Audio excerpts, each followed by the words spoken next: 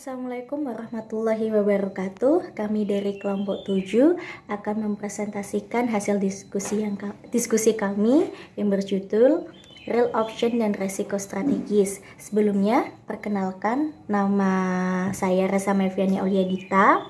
Yang kedua adalah Harini. Yang ketiga Miftahul Mulia. Dan yang keempat Sarah Devi Savitri.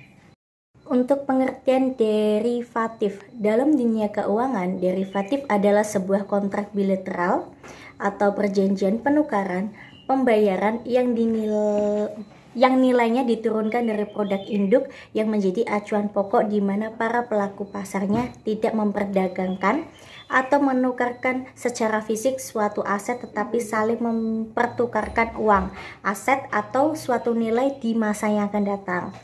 Derivatif digunakan oleh manajemen investasi perusahaan, lembaga keuangan seperti bank dan investor untuk mengelola posisi yang mereka miliki terhadap resiko dari pergerakan harga saham dan komoditas suku bunga, nilai tukar, mata uang asing tanpa mempengaruhi posisi fisik produk yang menjadi acuan. Jenis elemen derivatif. Instrumen derivatif yang diperdagangkan sangat luas. Berikut adalah berbagai macam instrumen derivatif, yaitu yang pertama, kontrak berjangka. Ada beberapa karakteristik kontrak berjangka. Berikut adalah karakteristik ciri-ciri kontrak berjangka menurut Sheehan. Yang pertama, perlu transfer tunai pada awal transfer. Transfer tunai sebagai jaminan margin. Yang kedua, transfer tunai harus dilakukan setiap hari. Yang ketiga, resiko kredit sangat kecil. Yang keempat, kontrak yang disesuaikan kebutuhan dua pihak tidak tersedia. Yang kelima, kontrak yang tersedia terutama untuk jangka pendek, paling lama 1 tahun. Yang keenam, pasar lebih aktif dibandingkan pasar forward untuk kontrak-kontrak tertentu. Dan yang terakhir, posisi semula dapat ditutup atau dibalik dengan mudah dan cepat. Ada beberapa tujuan dari kontrak berjangka. Yang pertama, instrumen hedging adalah untuk melindungi aktiva atau portofolio dari kemerosotan nilai karena perubahan harga. Yang kedua, spekulasi adalah biasanya dilakukan oleh para spekulator. Para spekulator mengambil posisi short selling di pasar berjangka. Yang terakhir, arbitrage adalah suatu tindakan mengambil keuntungan dengan memanfaatkan perbedaan antara satu aset acuan dan satu aset acuan yang lain. Yang kedua, forward contract. Kontrak penyerahan kemudian atau forward contract adalah perjanjian antara dua pihak. Salah satu pihak diwajibkan atau diharuskan menyerahkan sejumlah tertentu atau kontrak ses dari aktiva tertentu pada tanggal tertentu yang akan datang, dan pihak lainnya wajib membayarkan sesuai dengan jumlah tertentu yang disebut invoice amount yang dikenakan atas aktiva pada tanggal penyerahan.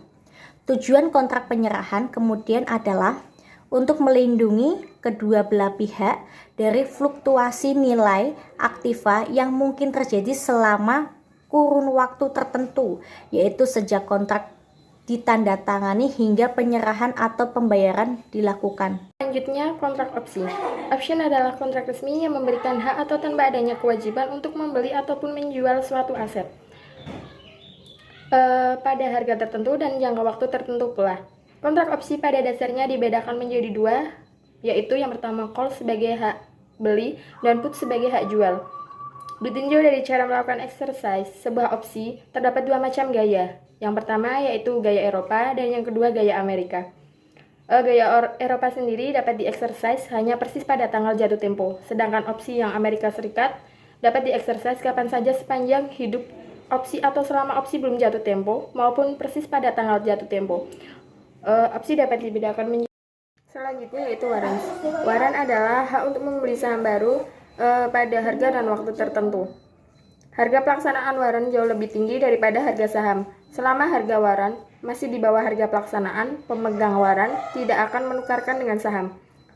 Risk adalah harga pemegang saham lama untuk membeli terlebih dahulu atau primitive risk.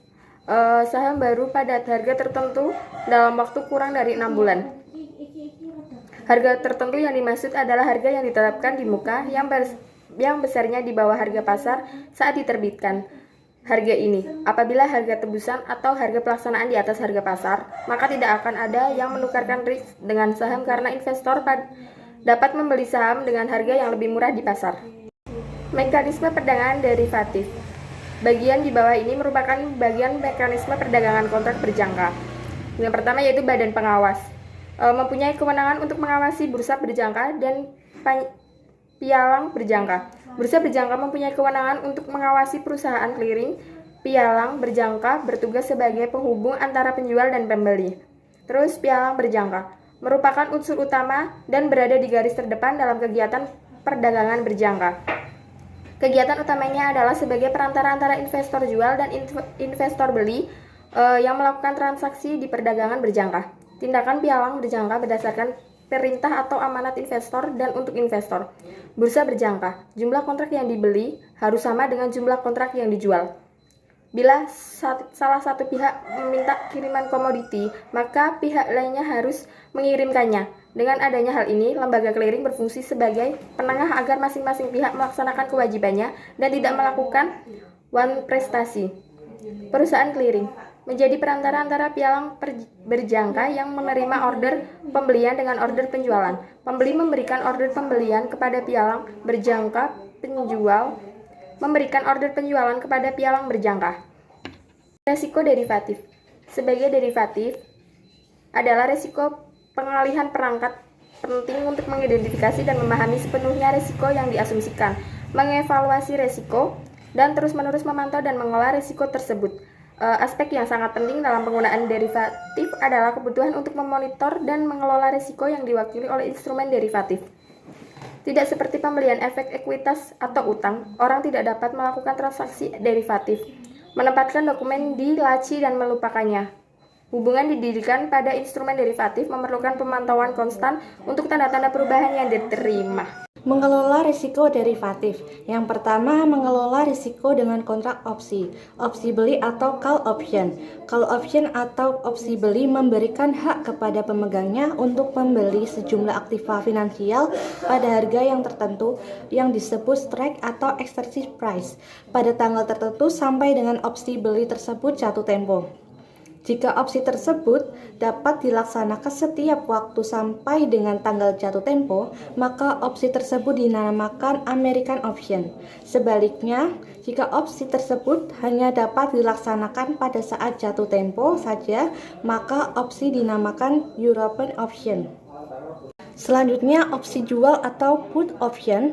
Jenis lain dari option kontrak adalah opsi jual atau put option. Put option atau opsi jual memberikan hak kepada pemegangnya, bukan kewajiban untuk menjual sejumlah aktiva finansial pada harga tertentu, atau yang disebut dengan strike atau exercise price pada tanggal tertentu sampai dengan opsi jual tersebut jatuh tempo. Sama dengan call option, pihak pembeli atau the long dari put option akan membayar sejumlah put premium kepada pihak penjual atau the short.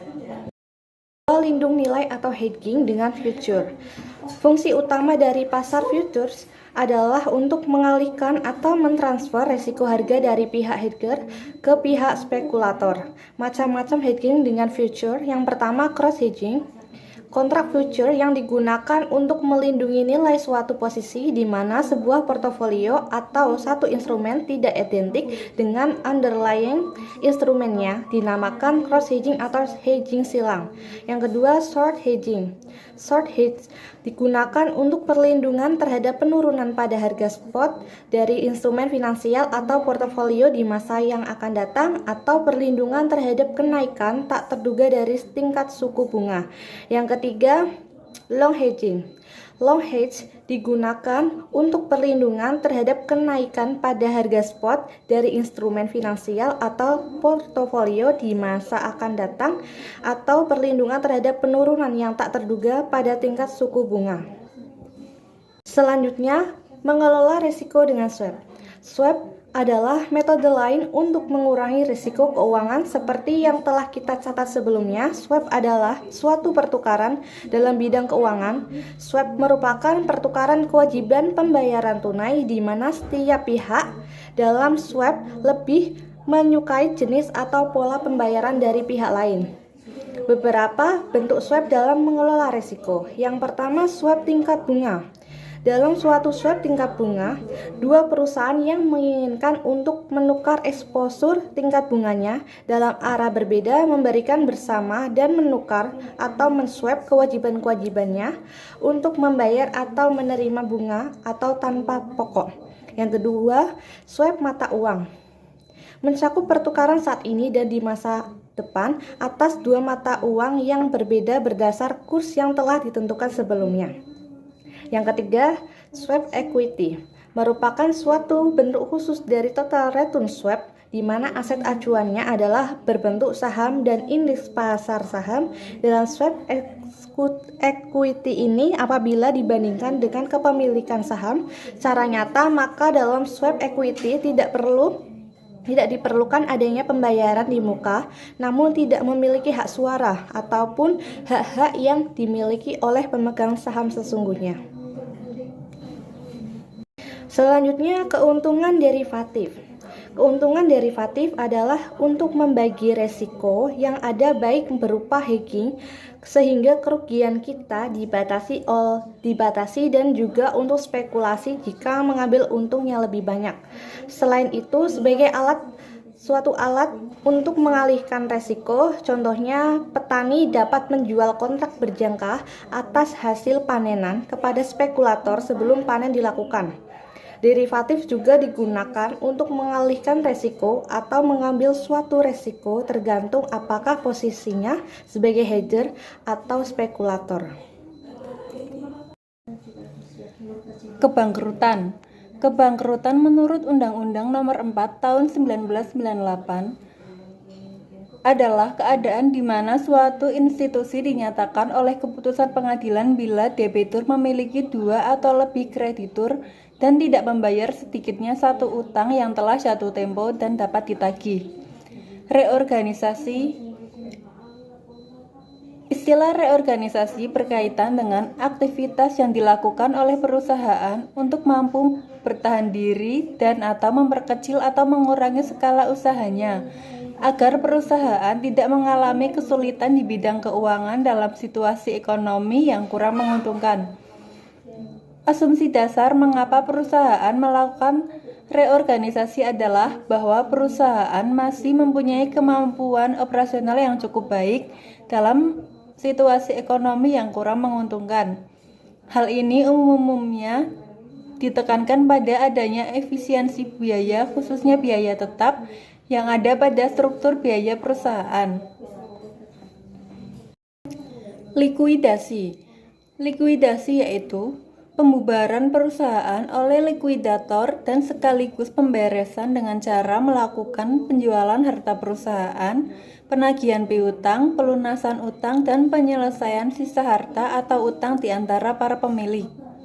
Likuidasi perusahaan adalah suatu tindakan untuk membubarkan, menutup, dan atau menghentikan semua kegiatan dari suatu perusahaan dan membereskannya serta membagikan aktiva tersebut pada pihak kreditur dan pemegang saham. Penggolongan likuidasi berdasarkan saat dan frekuensi pembagian distribusi kas dilaksanakan, maka likuidasi dikelompokkan menjadi dua, yaitu yang pertama, likuidasi sederhana. Sering juga disebut likuidasi tunggal, likuidasi sekaligus, dan likuidasi serentak.